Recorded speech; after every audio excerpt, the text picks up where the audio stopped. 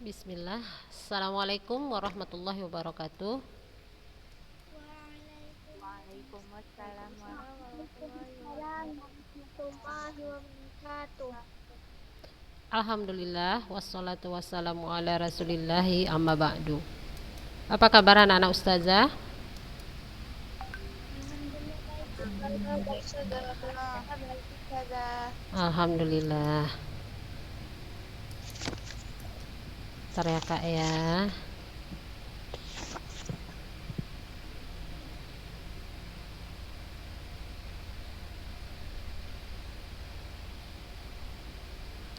Wafik ada? Ikut Zoom? Biasa Wafik ke sekolah kak? Ini kok nggak datang ya? Iya. Wafik. Siapa lagi nih? Safanah mana? Ada di Zoom? Safanah tak ada. Siapa lagi? Umairah Az-Zahra. Mana Umay? Umay. Umay ada Umay.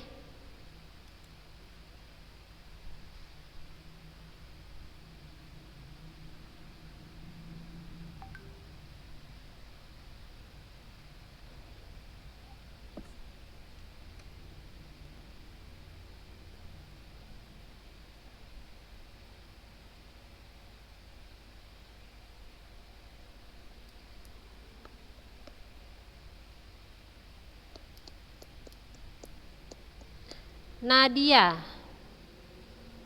Nadia ada ikut Zoom?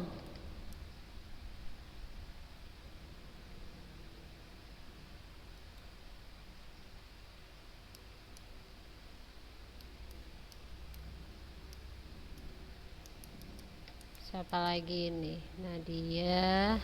Mutiah Amirah. Ada Mutiah Amirah?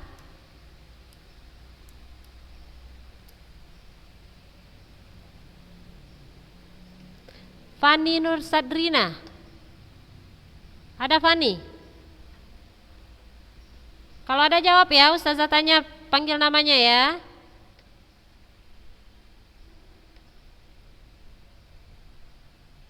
Gak ada ya, berarti ini yang biasa nggak ikut Zoom ya, orang-orang ini ya.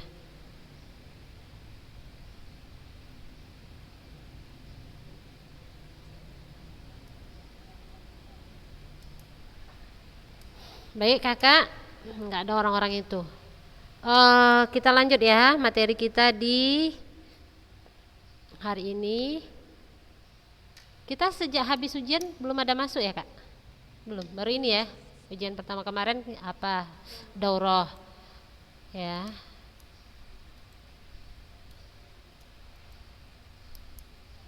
Baik, pertemuan hari ini kita masuk ke bab 3. Nah, di bab 3 kita mempelajari tentang budidaya.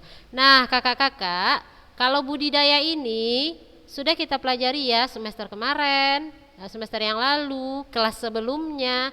Nah, sekarang Ustazah bertanya, apa itu budidaya? Boleh buka catatan yang lama, silahkan.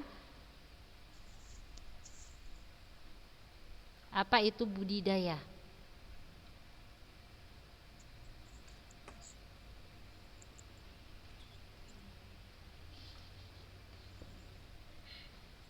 Apa kak? Kenapa ketawa-ketawa?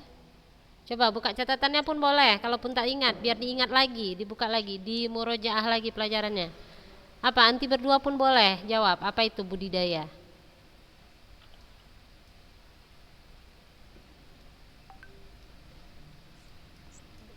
Suatu kegiatan melestarikan budaya.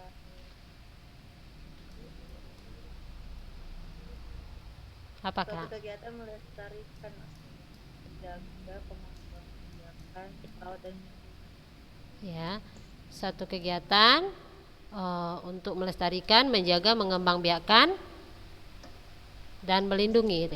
Jadi budidaya itu adalah satu kegiatan yang mendatangkan hasil ya, lebih ringkasnya ya anak-anak ustazah. Hasil apa? Nah, ya kan. Nah, kalau anti berbudidaya satwa harapan misalnya, hasilnya apa? ya hasilnya misalnya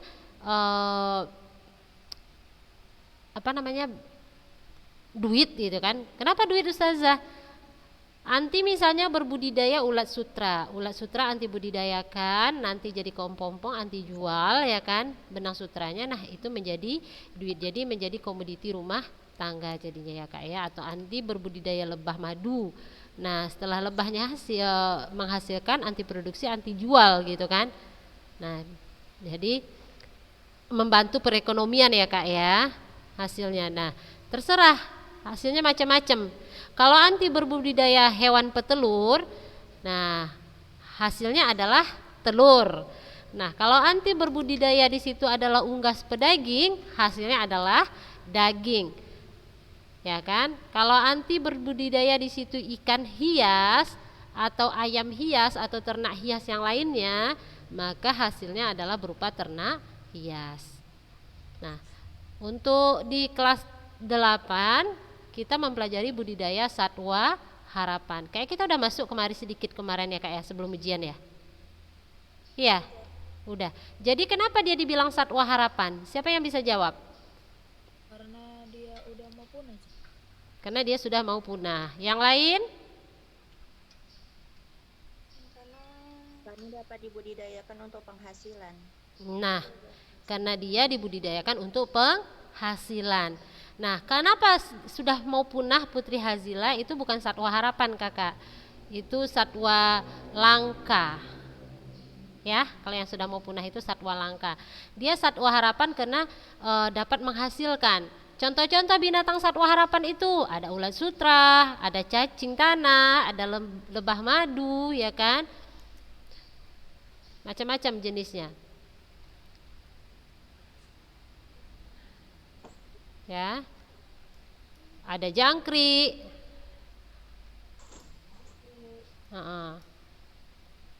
dan lain sebagainya. Nah, kita masuk ke sini ya, ke jenis-jenis satwa harapan.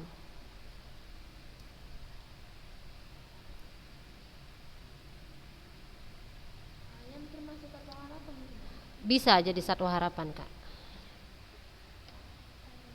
Nah, dia dibilang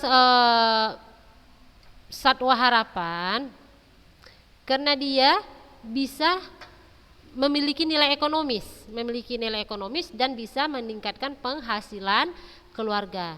Ayam pun bisa Kak. Nanti peternak ayam rupanya. Ayam apa? Ayam kampung. Nah, ini adalah contoh satwa harapan yang banyak dibudidayakan masyarakat. Ini contoh aja ya Kak, di luar sana masih ada yang lain. Adalah cacing tanah. Kenapa cacing tanah dibilang satwa harapan? Bisa menyuburkan tanah. Menyuburkan tanah. Iya, bisa menyuburkan tanah.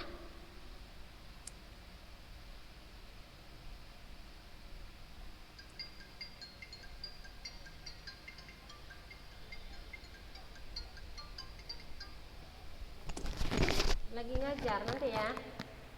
Salam lagi ngajar, nanti ada telepon balik ya. Ya maaf ya. Ya. Waalaikumsalam.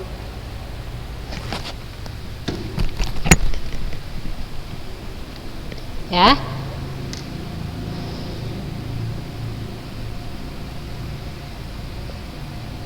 Nah, cacing tanah. Ada yang nggak tahu cacing? Coba Ustazah tanya dulu. Anak-anak Ustazah ada yang tidak tahu cacing? Ada yang geli sama cacing nggak? Sama kita. Kenapa anti geli? Ustazah pun geli Kak kalau nama cacing. Geli ya kan, licin-licin kayak mana gitu ya kan. Nah,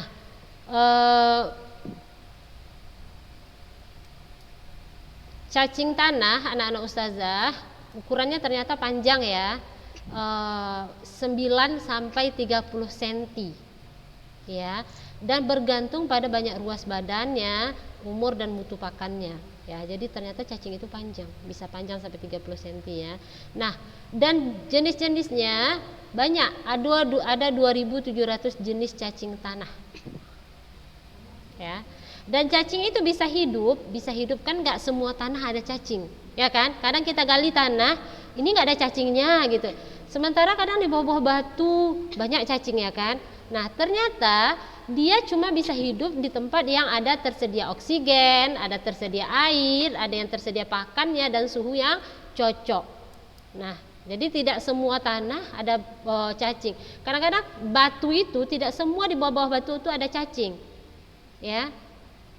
Biasanya dia itu tadi oksigennya ada di situ, airnya ada pakannya, suhunya juga cocok, maka disitulah mereka berkembang biak. Nah, jadi anak-anak ustazah, di dalam setiap hektar tanah kita bisa menemui lebih dari 1 juta cacing tanah. Ya, kalau nggak percaya silahkan hitung ya. Nah, kita bisa menjumpai 1 juta cacing tanah kurang lebih. Nah, mereka itu membuat lubang menembus kedalaman dan mencampur bagian bawah dengan bagian permukaan. Jadi kalau tanah yang ada cacingnya itu bisa agak gembur-gembur, Kak. Nah, kotoran si cacing tadi mengandung nitrogen ya. Nitrogen itu unsur hara penting bagi tanah. Jadi kotoran cacing itu dia membantu mengikat partikel tanah ya menjadi agregat-agregat sehingga struktur tanah menjadi baik, tanah menjadi subur ya Kak ya. Nah, si cacing ini merupakan binatang berdarah dingin. Nah, dia bisa menumbuhkan ekor baru. Jadi kalau kita jumpa cacing, kita potong jadi 2, cacing tadi tidak mati Kakak. Ya, dia kan ujung-ujungnya itu kan sama-sama kepala. Ya kan, setiap ujung ini kepala, ini juga kepala kalau si cacing. Ya. Jadi kalau kita potong, tumbuh ekornya lagi. Nah, dia hidup terus. Jadi 2. Jadi 2 ekor dia.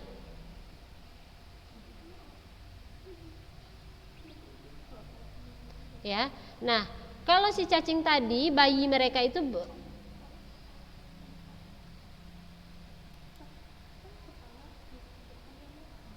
bayi-bayi si cacing tanah tadi tidak dilahirkan, ya. Mereka berada di dalam kokon berukuran kecil ya, lebih kecil dari sebutir beras. Nah, disitulah dia bayi-bayi cacing tadi berada. Nah, cacing ini tidak ada mata ya anak-anak ustazah, namun mereka bisa menangkap sinar matahari, ya.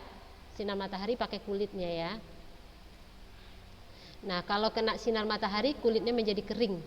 Nah, kalau kulitnya kering dia akan mati. Makanya kalau kena panas dia akan gelinjang-gelinjang cacing itu. Dia nggak tahan panas. Nah, si cacing ini tergolong binatang hemoprodit. Hemoprodit itu artinya berkelamin ganda, ya.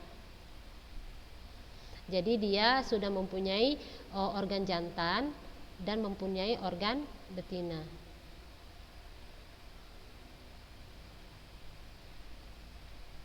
Mati.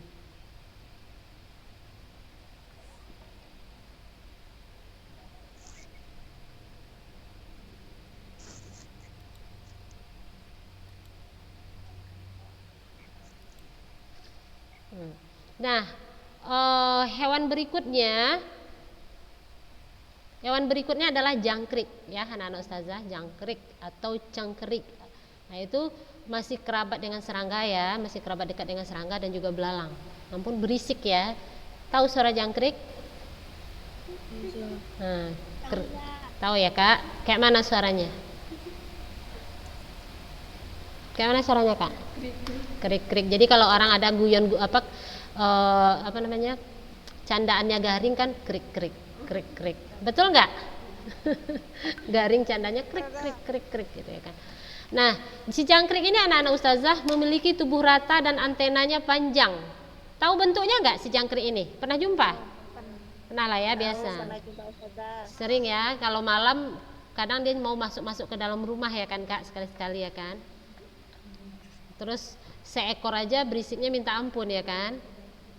Nah, ternyata suara si jangkrik ini kenapa mereka bersuara seperti itu? Mereka berupaya menarik si betina, ya, menarik si betina dan melarang si jantan lain datang ke situ, gitu. Jadi dia sedang menggoda si betinanya lah dengan suaranya itu.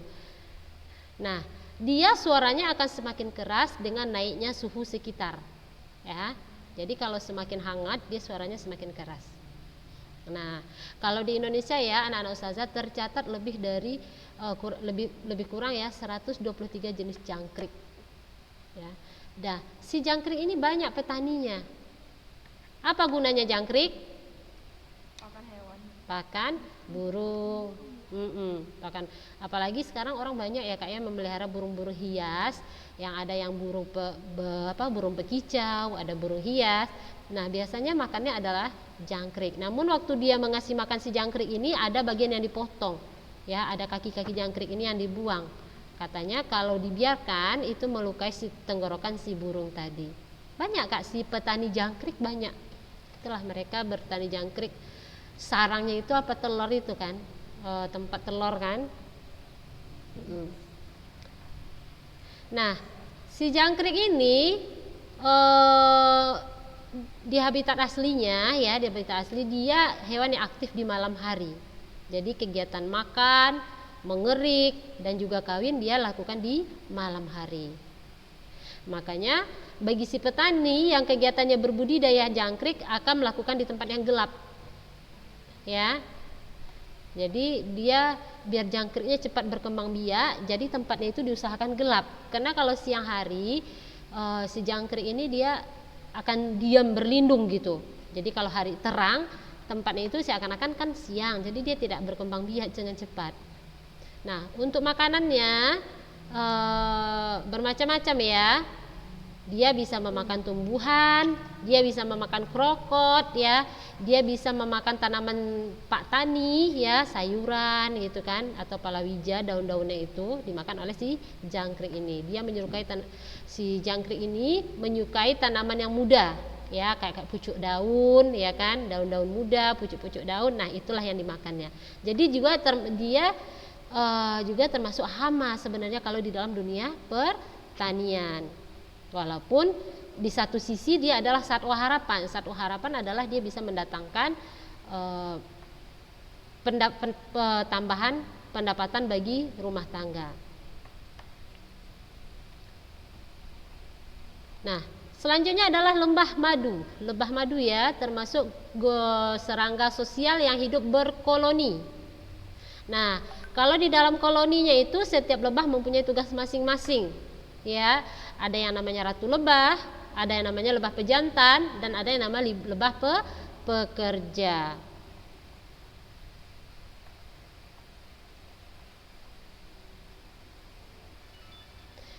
Kalau kita berbudidaya lebah, apa yang kita harap? Madunya.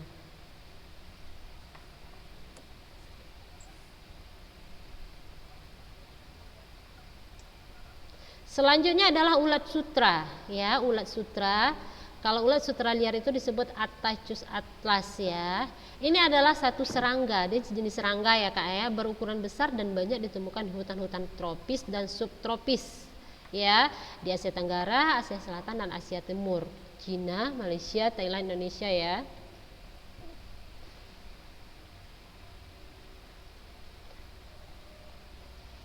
Apa yang dihasilkan oleh ulat sutra? Benang sutra, kemudian ditenun sama pengrajin menjadi kain sutra. Nah, itu tadi jenis-jenis contoh satwa harapan ya Kak ya. Nah, sekarang kita masuk ke sarana dan peralatan budidaya satwa harapan. Nah, anak-anak ustazah, dalam setiap kegiatan budidaya ini selalu kita pelajari ya.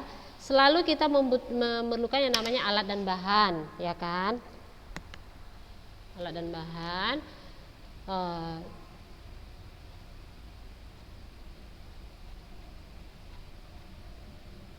Terus ada teknik budidayanya. Kenapa anti berdua bisik-bisik? Kita bertiga anti berdua bisik-bisik. Hah? Nanti nggak bawa handphone. Siapa lagi mau ke sekolah ini? Di sini ada Dwi sama Anissa Rizkia Duri. Siapa lagi yang mau datang ke sekolah?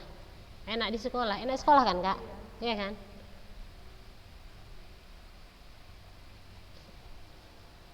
Baik. Sarana dan peralatan budidaya satwa harapan. Nah, yang masuk ke dalam kelompok sarana yaitu bahan dan alat. Nah, apa saja bahannya yang kita butuhkan di dalam kegiatan budidaya satwa harapan ini? Yang pertama adalah bibit. Nah, ya anak-anak ustazah, jadi bibit harus diperoleh dari induk yang unggul. Kenapa? Biar kita bisa mendapatkan hasil terbaik, ya, anaknya yang bagus. Jangan memilih induknya yang sakit-sakitan, yang cacat gitu kan. Kalau misalnya dia tidak cacat, sakit-sakitan, mungkin dia tidak bisa berkembang biak, ya.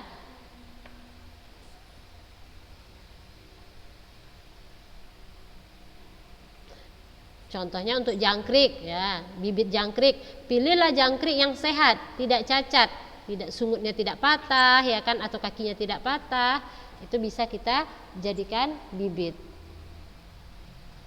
Nah, setelah itu yang kita butuhkan adalah alat dan pakan, ya, ke dalam bahan termasuk pakan ternak, ya. Itu semua bahan yang diberikan kepada ternak berupa campuran berbagai macam organik dan anorganik untuk memenuhi kebutuhan zat makanan yang diperlukan pertumbuhannya, perkembangannya, reproduksinya. Ya, anak-anak ustazah, itu namanya pakan. Nah, setelah itu obat-obatan. Kenapa ustazah butuh obat gitu ya kan? Nah, obat ini adalah pencegahan atau pandanggulangan terhadap hama dan penyakit. Nah, setelah itu yang kita butuhkan adalah air, ya. Namanya makhluk hidup membutuhkan air, ya Kak. Apapun, walaupun dia jangkrik, walaupun dia cacing, walaupun dia ulat sutra, sama kayak kita, dia membutuhkan air. Jadi air ini merupakan sarana yang penting di dalam kegiatan budidaya ternak. Jangan ternak, tanaman aja pun kita butuh air, ya Kak. Jadi yang namanya makhluk hidup membutuhkan air. Nah, setelah itu yang kita butuhkan adalah kandang, ya. Nah, kandang ini berguna untuk melindungi si ternak dari cuaca yang buruk, ya kan, dari panasnya, dari dinginnya hujan, teriknya matahari, angin kencang, dan gangguan-gangguan lain, gangguan-gangguan hewan yang lainnya juga kan. Nah, jadi secara umum kandang itu ada persyaratannya, ya. Ada persyaratannya. Kandang yang baik minimal harus satu, ternak dapat bergerak dengan nyaman di dalamnya, ya Kak, ya.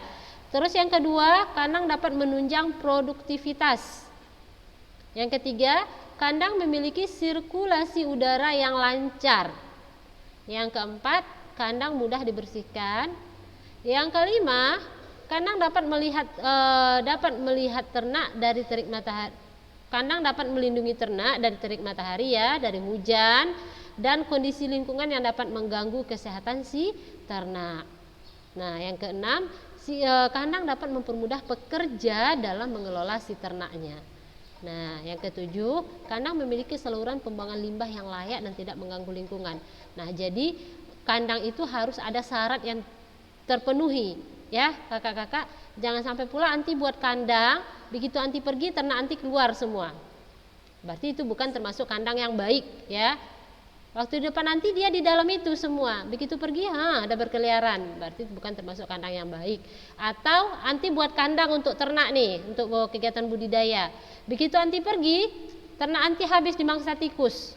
Nah, berarti itu bukan kandang yang baik. Kenapa? Karena tidak bisa melindungi ternak kita dari gangguan yang ada di sekitarnya. Nah, itu tadi termasuk alat, kelompok alat. Nah, kelompok bahan, di dalam bahan tadi termasuk kelompok bahan, ya Kak. Nah, yang selanjutnya adalah alat. Nah, apa yang termasuk alat di dalam kegiatan budidaya? Tempat minum, tempat makan, timbangan, sprayer, pembersih kotoran. Nah, itu wajib ada kalau kita berbudidaya. Kalaupun misalnya kan gini, Ana mau berbudidaya ustazah gitu ya kan, tapi Ana nggak ada dana ustazah untuk membeli alat dan bahan itu gitu ya kan, nggak apa-apa. Misalnya bahan kandang gitu kan, Anti tidak usah buat kandang, bisa anti membuatnya dari kardus, anti buat sedemikian rupa, anti kasih dia jendela, dan kardus itu aman. Tidak kena hujan kan, tidak hancur, ya kan? Jangan anti letak di tempat yang kena hujan langsung. Nah, jadi anti tidak harus membuat kandang dari kayu atau dari kawat. Terus alat, Ana ustazah tempat minumnya Ana pakai botol-botol bekas, boleh gitu ya kan, kalau kita kegiatan budidaya. Jadi kita di dalam berbudidaya ini anak-anak ustazah, kita juga bisa memanfaatkan apa yang ada di sekitar. Ya. Baik, sudah jam 9.13, sudah jauh kali lewatnya ya Kak ya. Ada yang mau ditanyakan sama ustazah, anak-anak ustazah? Nggak ada ustazah. Oh, cepatnya nggak ada. Cocoklah kalau nggak ada ya. Kita cukupkan hari ini sampai di sini. Insya Allah minggu depan kita lanjutkan. Kemarin semester 1 kita prakteknya budidaya ya Kak ya. Ternak apa kita, ikan hias kemarin ya? Yang semester 1 tuh. Iya ustazah. Iya, ternak ikan kemarin ya. Ikan atau kucing apa? Ternak kesayangan ya Kak ya? Nah, berarti di semester ini nanti kita prakteknya pengolahan ya Kak ya. Kita di budidaya nggak ada praktek. Untuk pas ujian penilaian akhir semester, kita siap-siap prakteknya di pengolahan. Jadi nanti masak-masak. Ya, kalau kita sudah tatap muka, kita masak-masaknya di sekolah. Tapi kalau belum tatap muka, berarti nanti buat masak di rumah, buat video kirim sama ustazah. Oke ya. Baik, kita cukupkan hari ini sampai di sini. Semoga materi hari ini membawa kebaikan untuk kita semua. Barakallahu fikum. Mari kita baca doa kafaratul majlis. Subhanakallahumma wa bihamdika asyhadu an la ilaha illa anta astaghfiruka wa atubu ilaik.